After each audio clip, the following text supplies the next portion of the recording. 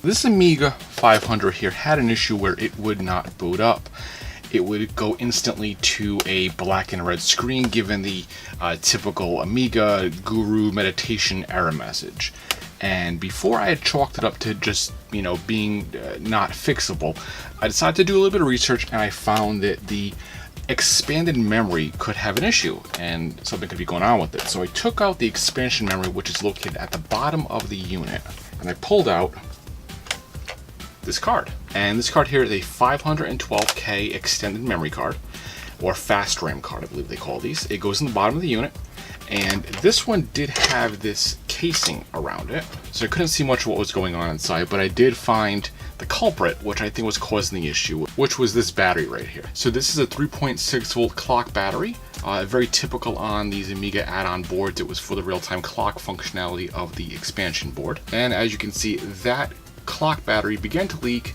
It was soldered in right here. I went ahead and snapped it off. I don't think it's gonna hurt not having the backup clock battery. So I got that off. I cleaned off what I could right here, and I'm gonna put this guy back in after some testing. But before I put that in, I'm gonna hook this up as it is and see if it wants to boot up and hopefully not get any error messages. So as far as connecting up the Amiga 500, we're gonna connect everything pretty simply.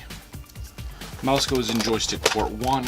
The joystick we're using will be in joystick port 2. The power will connect to the power port on the side of the 520 adapters where our audio and video ports are.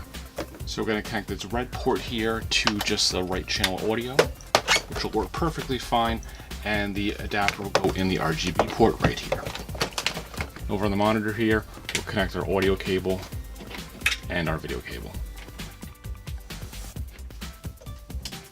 So as you can see, we're not getting any kind of error messages. We are getting the prompting to load the floppy disk in the system. And here we are. This is the boot up screen for Amiga Workbench 1.3.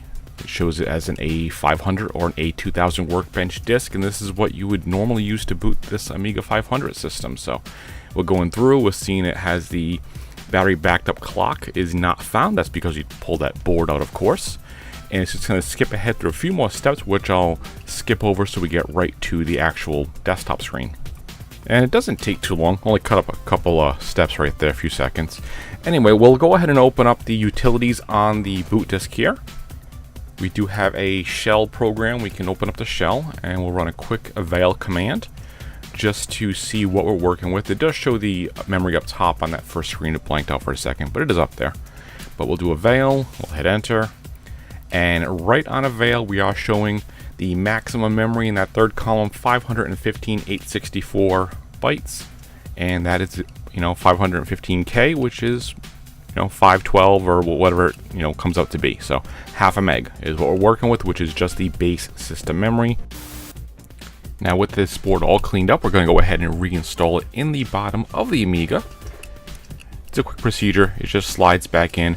This little plastic piece was on the bottom protecting it from the metal. I don't think I need it now because I'm putting a plastic door on top right here, but we'll put it in there just to do that. All right, booting back up. We do not have the missing clock memory error we had before, so that looks pretty good. And hop it right into the workbench or desktop screen. We'll run the same command as before. I'm just gonna hop in here, open up the shell just to see what's here. As you can see, it should be...